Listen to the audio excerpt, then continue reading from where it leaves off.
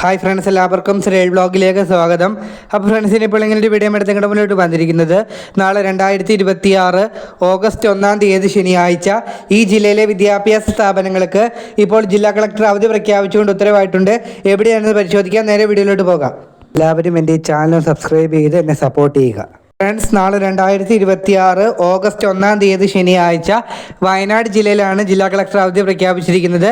വയനാട് ജില്ലയിൽ കേന്ദ്ര കാലാവസ്ഥാ വകുപ്പ് ഓറഞ്ച് അലേർട്ട് പ്രഖ്യാപിച്ചിരിക്കുന്ന സാഹചര്യത്തിൽ പ്രൊഫഷണൽ കോളേജുകൾ ഉൾപ്പെടെയുള്ള എല്ലാ വിദ്യാഭ്യാസ സ്ഥാപനങ്ങൾക്കും നാളെ അവധി പ്രഖ്യാപിച്ചിട്ടുണ്ട്.